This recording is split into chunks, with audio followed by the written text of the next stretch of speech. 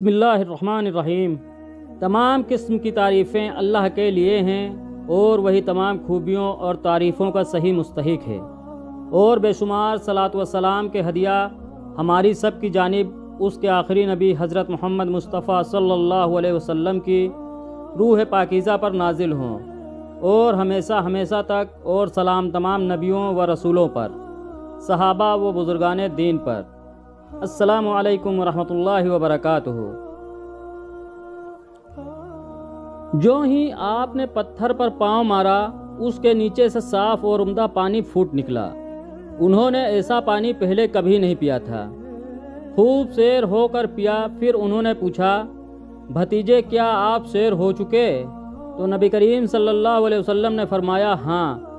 آپ نے اسی جگہ اپنی ایڑی پھر ماری اور وہ جگہ دوبارہ ایسی خشک ہو گئی جیسے پہلے تھی ہی نہیں۔ حضور نبی کریم صلی اللہ علیہ وسلم چند سال اپنے دوسرے چچا زبیر بن عبد المطلب کے ساتھ بھی رہے تھے۔ اس زمانے میں ایک مرتبہ حضور صلی اللہ علیہ وسلم اپنے ان چچا کے ساتھ ایک قافلے میں یمن تشریف لے گئے۔ راستے میں ایک وادی سے گزر ہوا۔ اس وادی میں ایک شرکس اونٹ رہتا تھا۔ گزرنے والوں کا راستہ روک لیتا تھا، مگر جو ہی اس نے نبی کریم کو دیکھا تو فوراً بیٹھ گیا اور زمین سے اپنی چھاتی رگڑنے لگا۔ آپ اپنے اونٹ سے اتر کر اس پر سوار ہو گئے۔ اب وہ اونٹ آپ کو لے کر چلا اور وادی کے پار تک لے گیا۔ اس کے بعد آپ نے اس اونٹ کو چھوڑ دیا۔ یہ قافلہ جب سفر سے واپس لوٹا تو ایک ایسی وادی سے اس کا گزر ہوا جو طوفانی پانی سے بھری ہوئی تھی۔ پانی موزے مار رہا تھا۔ یہ دیکھ کر آپ نے قافلے والوں سے فرمایا، میرے پیچھے پیچھے آؤ۔ پھر آپ اطمینان سے وادی میں داخل ہو گئے۔ باقی لوگ بھی آپ کے پیچھے تھے۔ اللہ تعالیٰ نے اپنی قدرت سے پانی خشک کر دیا اور آپ پورے قافلے کو لے کر پار ہو گئے۔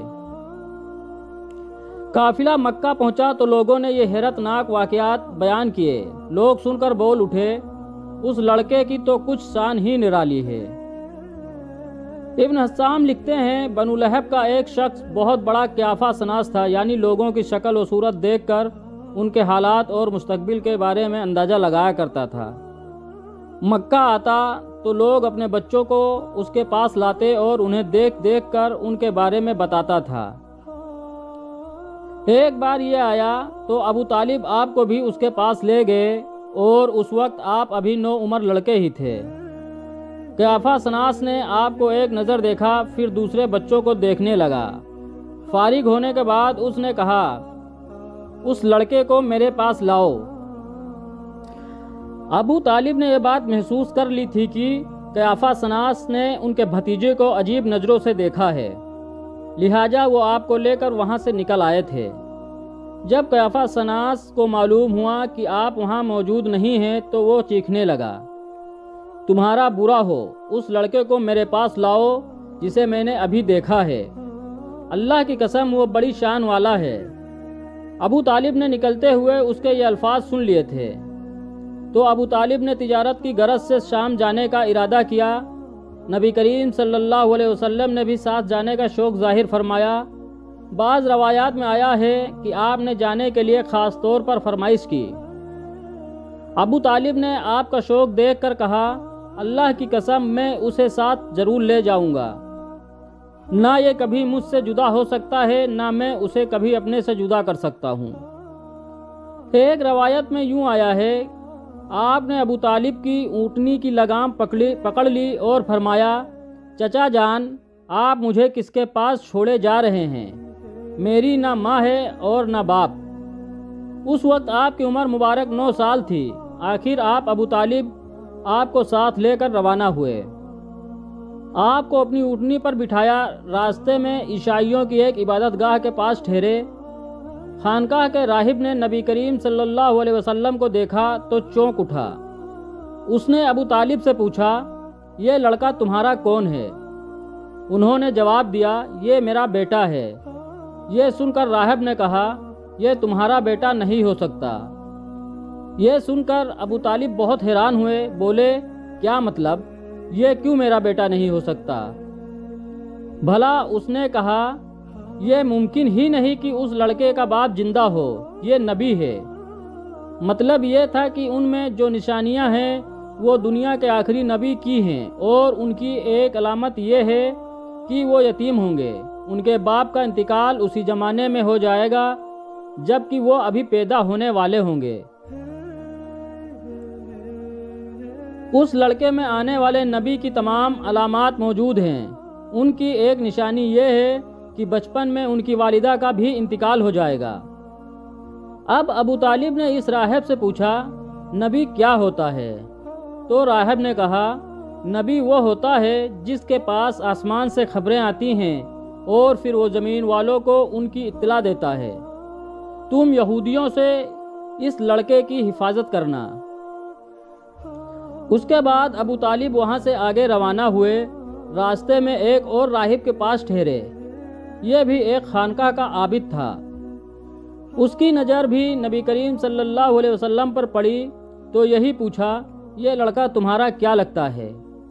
ابو طالب نے اس سے بھی یہی کہا، یہ میرا بیٹا ہے۔ راہب یہ سن کر بولا، یہ تمہارا بیٹا نہیں ہو سکتا، اس کا باپ زندہ ہو ہی نہیں سکتا۔ تو ابو طالب نے پوچھا، وہ کیوں؟ راہب نے جواب میں کہا، اس لیے کہ اس کا چہرہ نبی کا چہرہ ہے، اس کی آنکھیں ایک نبی کی آنکھیں ہیں، یعنی اس نبی جیسی جو آخری امت کے لیے بھیجے جانے والے ہیں، ان کی علامات پرانی آسمانی کتابوں میں موجود ہیں۔ اس کے بعد یہ قافلہ روانہ ہو کر بصرہ پہنچا۔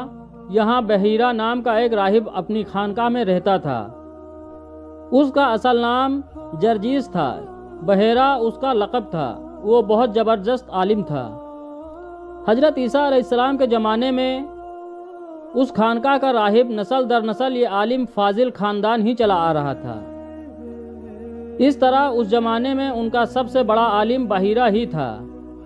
قریش کے لوگ اکثر بحیرہ کے پاس سے گزرا کرتے تھے، مگر اس نے کبھی ان سے کوئی بات نہیں کی تھی۔ مگر اس بار اس نے قافلے میں آپ کو دیکھ لیا تو پورے قافلے کے لیے کھانا تیار کروایا۔ بحیرہ نے یہ منظر بھی دیکھا کہ نبی کریم صلی اللہ علیہ وسلم پر ایک بدلی شائع کیے ہوئے تھی۔ جب یہ قافلہ ایک درخت کے نیچے آ کر ٹھہرا تو اس نے بدلی کی طرف دیکھا۔